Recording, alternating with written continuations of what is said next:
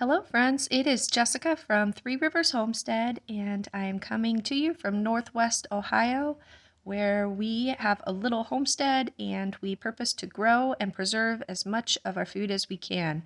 It's my husband Adam and our 8 children, and I am the person who started the Every Bit Counts challenge. This is the food preservation challenge we do in the month of August. If you follow the hashtag that was in this video title, you can learn more about this challenge. For this week's preservation projects, we started out at my friend's orchard. She gave me a call and said she had 3 trees that were dropping apples and she had no way to get to preserving these apples anytime soon. And she asked if I would bring the children there and help her just pick them completely clean. And we were very happy to come help. The kids and I made quick work of cleaning up these apple trees and picking all of them. We left some for my friend to give away to other people, and we took the rest home. We ended up with about 5 bushels that then we can work on preserving over the course of this video. So that's what I'm going to show you in this video, are the ways in which we were able to preserve all of these apples. These apples were not sprayed, and they are gorgeous organic apples. Sometimes organic apples will be full of wormholes and all sorts of rot and disease. These are gorgeous, so I'm so excited to do something with these. Here are our 5 bushels, and I kind of looked at them over the weekend and got a little overwhelmed and decided to head to my mother and father's house to use their kitchen. So the kids and I packed up all of our canning supplies and the apples, and we just kind of moved into my parents' house for the day. And my parents enjoyed getting to see the grandkids, and I took over my mother's gorgeous kitchen. She has the perfect kitchen for canning. There's so much space, there's extra sinks, all of this counter room to work at, and she has this beautiful stove that has multiple burners, so I can get a lot of loads going at once versus in my little kitchen. It's also air conditioned, which is a nice break from the heat. So my mother and I got busy just slicing up the apples. We're basically quartering them and putting them in a pot with the seeds and cores and all, and we'll deal with that later. We're cutting out any bad spots because, as I mentioned, these were organic apples, so there were some spots that needed to be taken out, but overall, these apples were amazing, perfect for preserving. They didn't require that much work to get them sliced up and in the pot. So we got them on the stove, and then I add some water to the bottom of the pot. You want to do this to prevent the apples from sticking and burning as they cook down. My mother's kitchen also has this really nice pot filler that is just amazing for canning. So I was definitely enjoying using that and filling up my canners and my pots with that convenience. So while one batch of apples would be cooking down, I would just start another batch. We were just filling pots and getting them on the burners of the stove. And then as one batch finished, I would put the cooked apples through the top of my old-fashioned mill here and just kind of push the cooked applesauce through. And what's left behind are all of those seeds and apple peels. And you just have delicious, beautiful applesauce that runs through. I did try out, my mom has like a newer version of my old-fashioned mill, and I tried that out a little bit, but to be honest, I much prefer the old-fashioned mill. I think it's much more efficient and gets the job done a little more quickly. So once we got our jars filled with the applesauce, I went ahead and put my canning lids on. If you would like to get a deal, 10% off some high quality canning lids, check out the link in the description. These are my favorite canning lids. I always have 100% seal rates with these, and they work great. So make sure you check that link out. And so we were just doing batches. We're doing a mix of quarts and pints for different purposes. Both of them end up in the water bath canner. We process quarts for 20 minutes and pints for 15 minutes. And as you can see, I just had a stove full of pots of apples. It smelled amazing, as you can imagine, in the kitchen. There's nothing like fresh applesauce cooking down on the stove. It's making me excited for fall. It's one of those beautiful fall smells.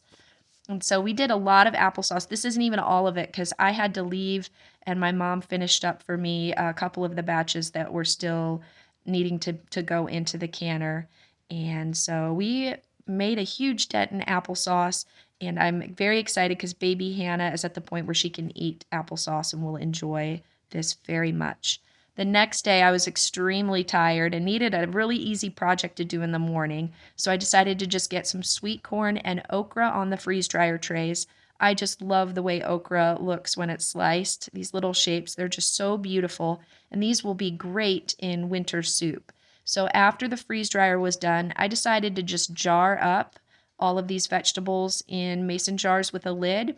And my plan for a lot of this is to later on take a lot of the freeze-dried vegetables that I've done over the course of this month, and I'm going to combine them into freeze-dried soup mixes.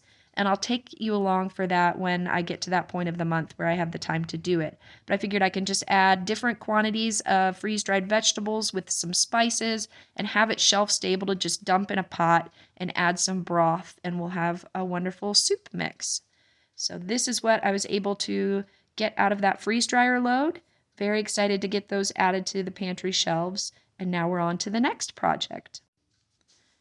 Thankfully, these apples that we picked are pretty green, so there isn't a huge rush to get them processed, but I just would like to get the rest of these bushels out of my kitchen. Hannah was taking a nap on this day, and I had a little time to work on another batch. So I'm just slicing and coring apples for apple pie filling. That's the next priority after applesauce that I would like to can because my family eats a whole lot of pie and we can never have enough pie filling on the shelves. So as you can see here, I'm slicing the apples, putting them in the jars, and then I'm putting the cores in this large glass gallon-sized jar because we're not going to waste those. We are going to also turn those into a nice little apple product here while we're doing this canning project. So I got enough apples sliced up to fill all 7 of my quarts. There are all of the cores that we're setting aside, and here are my jars. Now that those are filled, we need to work on making the goo that goes into our pie filling. So I'm starting out with 9.5 cups of water. This is my pie filling recipe that I've shown many times for you guys. We're also going to add 4.5 cups of sugar. I'm going to link where I got this recipe from in the video description. Now I am adding 1 cup of arrowroot powder. You could also use clear gel or you could use cornstarch, whatever you feel comfortable with canning your pie filling with. We use arrowroot powder here. So I've gotten those ingredients so far mixed up together, just the water, the sugar, and the arrowroot powder. We're giving it a good stir, and now we're going to get ready to add the rest of the ingredients. I'm adding 1/4 a cup of lemon juice, 1 teaspoon of salt, and then 3 teaspoons of cinnamon. You could add whatever spices you like to have in your apple pie, nutmeg, allspice, anything like that. We're also going to go ahead and add 1 teaspoon of allspice. And then we're going to get this mixed together, and we're going to need to get this on the stove. It will thicken up as it heats, and this is what's going to turn into that gooey apple pie filling that will be poured over the apples. But first I need to deal with all of these cores that are in the jar while that's heating up. This is an old batch of apple scrap vinegar that I made this past winter from our storage apples that were going soft.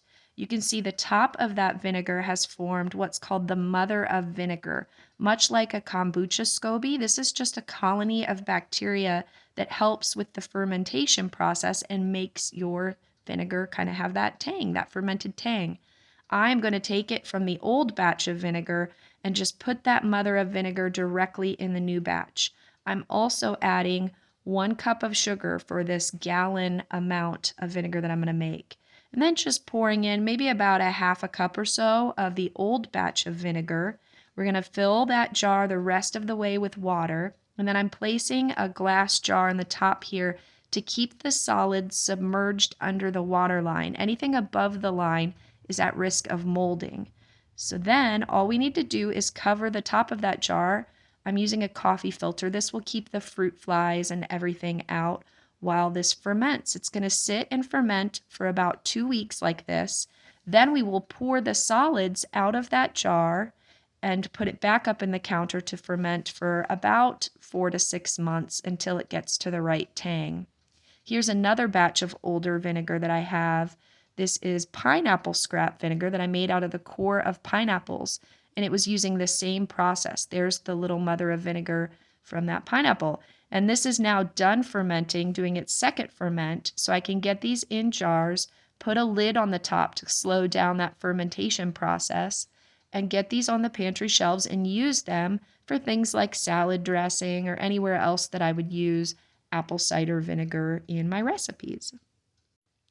I love making homemade scrap vinegar because it's a great way to let things like the cores of fruit not go to waste. You can turn them into another delicious food for your family. So by the time I got done doing that, the goo on the stove had thickened up. It was boiling and ready to be poured into our jars. So just giving it a nice stir here. Now I had left my canning funnel at my mother's house the other day, so I'm making do in this video by just using this little container with a spout to try to pour my things into my jars. And it's kind of throwing me off a little bit. I don't know what to do without my canning funnel. This is a little messier of a process, but it's getting the job done. So we filled those jars with all of that goo. And then once I was done, I had to take a spoon and kind of even it out to make sure that all of the levels of headspace were equal. We want about an inch of headspace. And then I did have to debubble these jars because there can be air pockets stuck between the apple slices when you pour the liquids over the top. So for safe canning, we want an inch headspace. We want them debubbled. We want to wipe the rims of those sticky jars to make sure we get a good seal on our canning lids. And then once again, I'm using these 4-jar canning lids. And these are going to process in the water bath canner for 25 minutes. And when we're done, we'll have wonderful shelf-stable apple pie filling. This will make easy apple pies all through the winter. All I have to do is just make some pie crusts, pour a quart of pie filling in, and bake up a pie. I had a little more energy on this day to do another project, so I sliced up more apples here. I actually cored them and put them on the stove with water just as if I was making applesauce. And then I decided once they had cooked down a little bit more to hit it with the immersion blender to blend up the skins that were in there. And then I kept this on the stove for the rest of the day, making sure to kind of stir it every time I went into the kitchen so that nothing was sticking or burning in the bottom of the pot. I had this on low all day and I'm trying to cook it down as thick as I can get it to make apple butter. I added 1 cup of sugar to my apple butter just to sweeten it because these were very green and tart apples. And then we're going to continue to let this cook down and add our spices. Just like with the pie filling, you can add whatever spices you like. I'm just adding a little bit of cinnamon. You can do nutmeg, you could do allspice, cloves, whatever you like to have in that apple butter flavor. So I cooked it down for as long as I could, and it was about 10 o'clock at night, and I was ready to get moving with this project. So this could have been thicker, but it is fine at the texture it is. It's definitely spreadable, and that is your goal with apple butter. This is going to be a spread that you're going to put on toast or homemade bread, kind of in place of a jelly. You will spread this over the bread, and it tastes amazing, like a really thick applesauce that is spiced. I typically like to can up my jellies and apple butters into half-pint amounts because that's how much my family will use in one meal. Getting those lids and rings on, and these will process in the water bath for 10 minutes for these pints and half pints. And I'm very excited. This is a great addition to my shelves and another way to use up those apples. Speaking of using up apples, I have another project to work on the next day, and I'm also going to use up all of the ripe tomatoes that I had sitting in the house that I had been neglecting since I'd been working on apples for a couple days. So the first thing I'm doing is coring up these tomatoes and cutting out any spots and filling up a pot with 12 cups of these chopped tomatoes.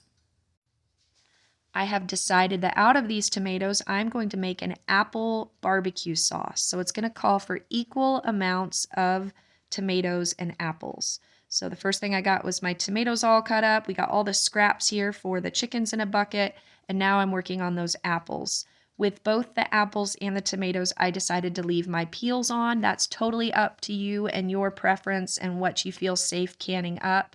I did 12 cups of these chopped apples, added it to the tomatoes, and then later on we're going to blend the peels into it, much like we did with the apple butter. And together, this is going to make such a delicious barbecue sauce. I saved the cores and I have them boiling on the stove, and we'll get to those later. So I added a little bit of water to the bottom of that pot to make sure that the tomatoes and apples didn't stick. I added 1 chopped onion to the pot, and we're going to let that simmer on the stove along with that pot of apple cores.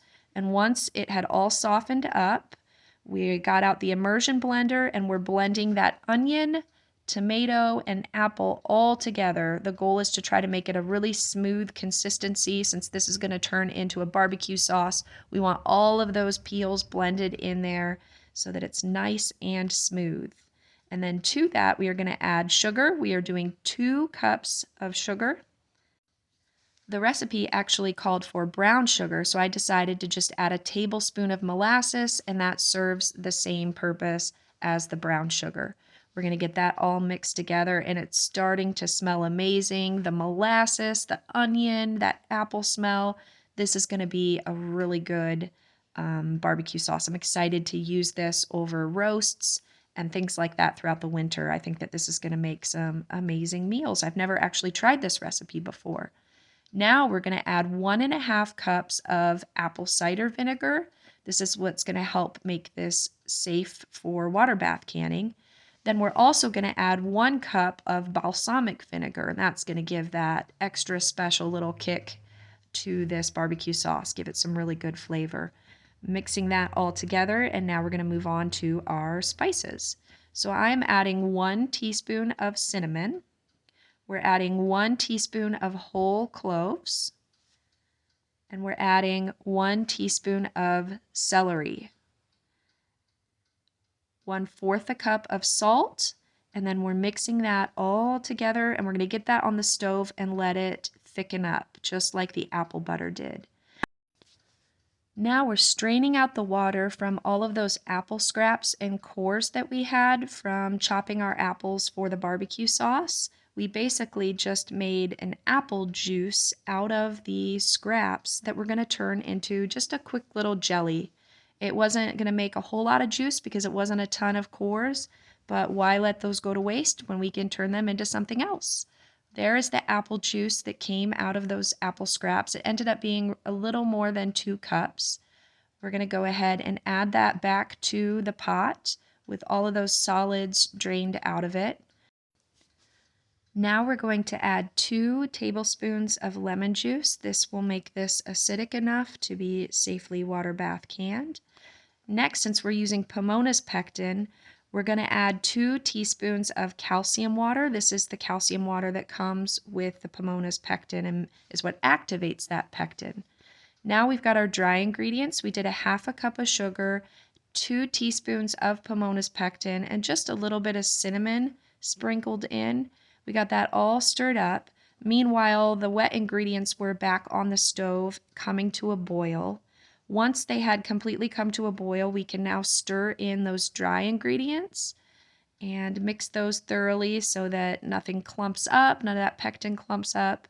And then we're going to put it back on the stove and let it boil for a minute before we get this into our jars.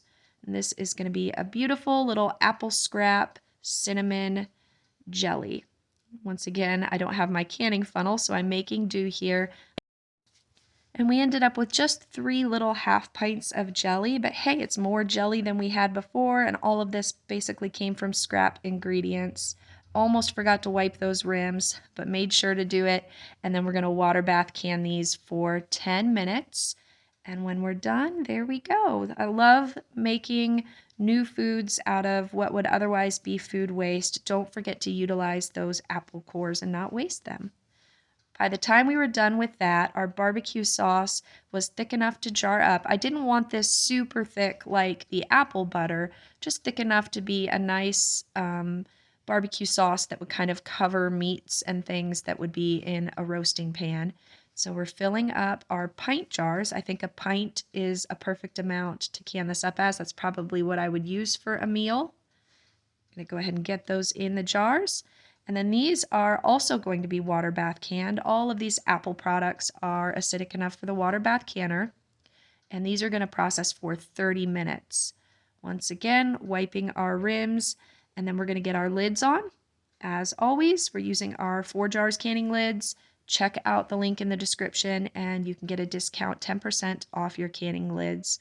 With other lids, I always have at least, a couple seal failures throughout the course of the canning season, and I have yet to have any seal failures with these this year, or I think I've only had one ever, and that was due to user error. So there we go. We have our apple barbecue sauce. It's going to taste delicious. Very excited. This is, like I said, it's a new recipe. I saved 2 of the jars that I had canned up, and they're in the fridge because I want to try them out this week. I went ahead and dipped my finger in and tasted it, and it was amazing. So I highly recommend this recipe. I will link it in the video description.